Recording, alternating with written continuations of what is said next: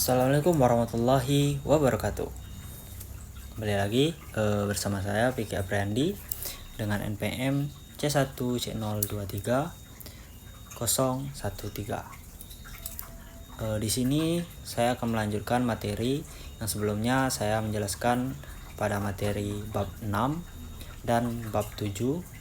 Nah, pada kesempatan kali ini saya akan menjelaskan materi pada bab 8, yaitu mengenai isu seputar konsolidasi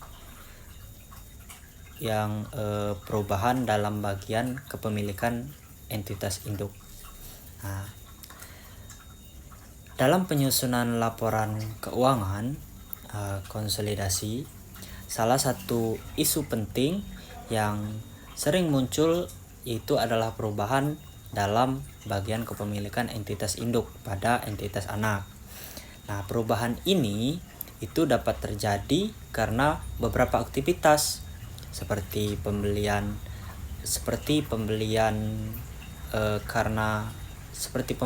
tambahan saham oleh entitas induk, kemudian penjualan sebagian saham oleh entitas induk, terus penerbitan saham baru oleh entitas anak, atau pembelian saham treasury oleh entitas anak. Nah, aktivitas-aktivitas tersebut yang saya sebutkan tadi itu dapat mempengaruhi besarnya presentase kepemilikan induk maupun kepentingan non pengendali, sehingga perlu diperlakukan secara akuntansi sesuai dengan PSAK 65, yaitu tentang laporan keuangan konsolidasi. Nah, PSAK 65 ini itu menjelaskan bahwasanya perubahan kepemilikan induk itu dapat berdampak maupun tidak berdampak pada pengendalian.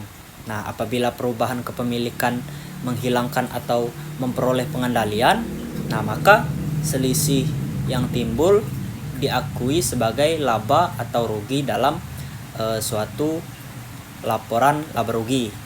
Nah, namun apabila perubahan kepemilikan itu tidak menyebabkan perubahan pengendalian, maka perubahan tersebut diperlakukan sebagai transaksi ekuitas, yang mana sehingga selisihnya itu tidak diakui dalam laba rugi, melainkan langsung menyesuaikan bagian ekuitas pemilik induk.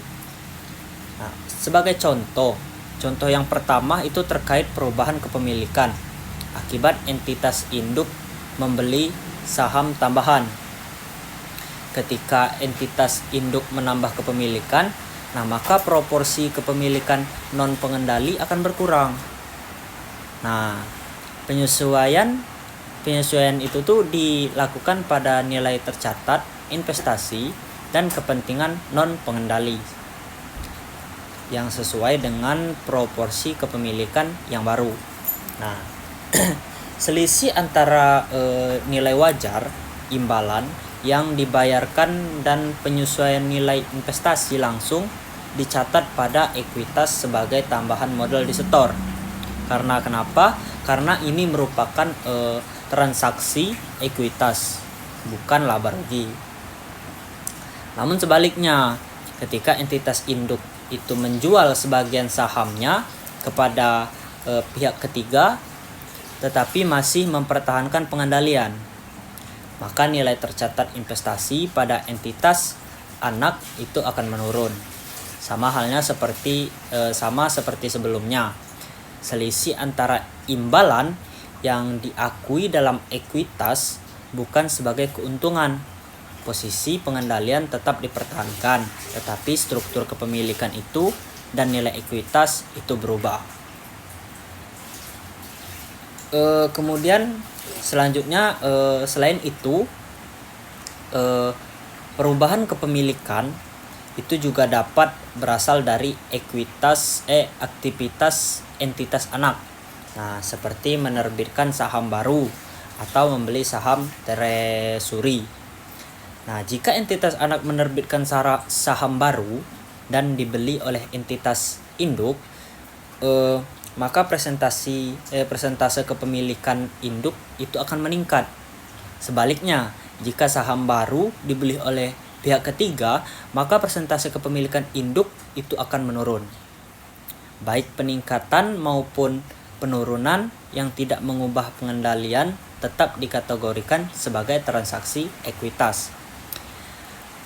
Hal serupa berlaku saat entitas anak membeli kembali saham treasury. Nah, perubahan tersebut akan mempengaruhi kepemilikan induk dan non pengendali serta memerlukan penyesuaian pada investasi dan ekuitas.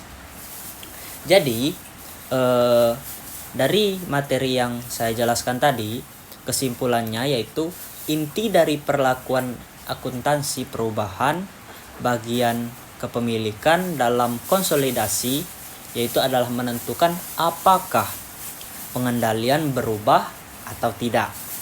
Nah, jika pengendalian berubah, maka dampaknya diakui dalam laba rugi. Jika pengendaliannya tetap, maka seluruh selisih perlakuannya langsung diakui pada ekuitas dan bukan pada laba rugi.